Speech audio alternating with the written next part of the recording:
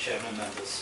I act on behalf of two objectives to this planning application, with either side of the subject property who would be most affected by the proposed development.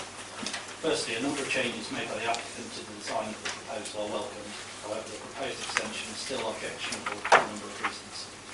The external materials proposed for the extension are out of character with the mock-tudor style of properties in the Lipzzaner fields and are also unsympathetic to the host dwelling. The fact that the property lies at the end of a cul-de-sac is not an excuse to allow the use of materials which would be incongruous in the area. In the event the planning permission is granted for the proposed extension, a planning condition should be imposed requiring details of materials to be agreed with the council before work commences. Such materials should respect more closely the character of the cul-de-sac. The Council's design SPD advises that side extensions look better if the ridge of the roof sits below the original roof line. This is not something which has been required of the applicant's design in this case. Mr Jackson at number 19 is mainly concerned about the impact the proposed extension would have on light reaching of his garden and conservatory. Another neighbour, Mr Potter at number 15, is concerned about the loss of outlook to the front of his property, the impact on his privacy and also light reaching his property and overshadowing. The front of his property faces north, and such his lounge window is often cast in darkness. The amount of light reaching the front of his dwelling will be reduced even further by the build of the extension. Mr Potter has produced a YouTube video assessing the impact of the overshadowing the proposed extension would cast, a link to which has been sent to the planning officer. Has the council any comments to make on this? It is considered that the proposed 1 metre high obscure glazed balustrade over the Juliet balcony serving the bedroom within the proposed extension would do nothing to address concerns of oblique overlooking bedroom windows at number 15. The planning officer's report does not acknowledge the existence of the 45-degree code.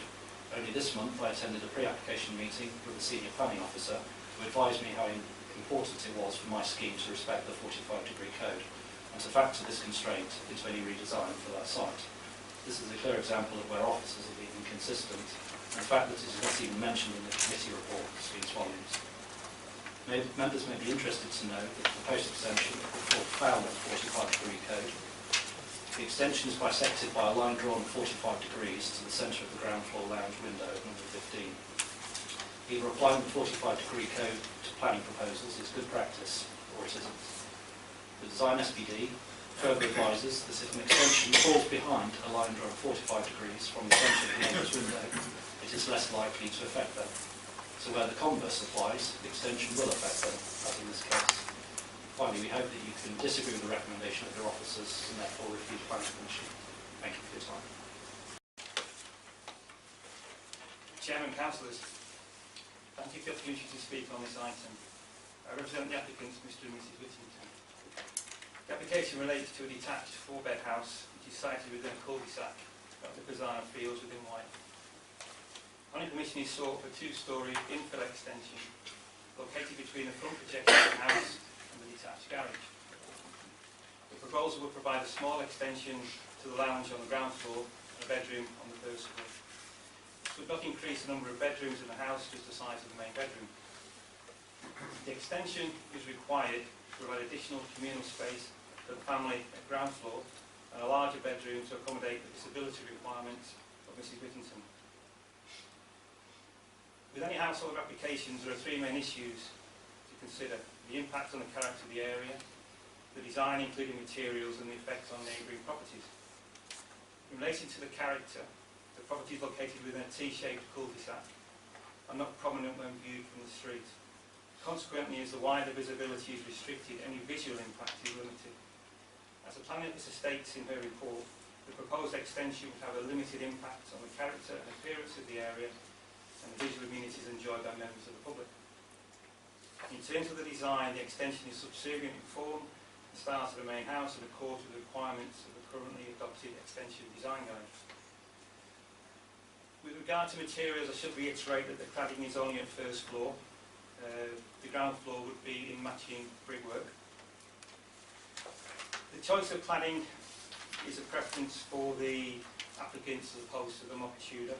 And that's really, for say, personal preference, because its use that they've seen on recent housing development at the southern end of Hunchpont Road, and also would match in with the actual existing garage doors, as you can see they're grey.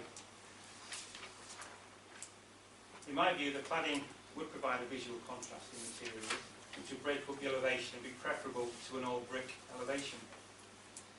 The officer considers the cladding to be acceptable as finished material.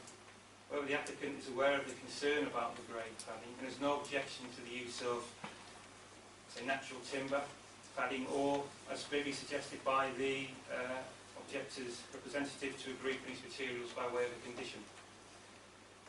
With regard to the effect on neighbours, amended plans have been submitted at the request of the planning officer, and in her view this has addressed the concerns raised by the objectors in relation to overlooking and loss of light, and again accords with the requirements of the design statement.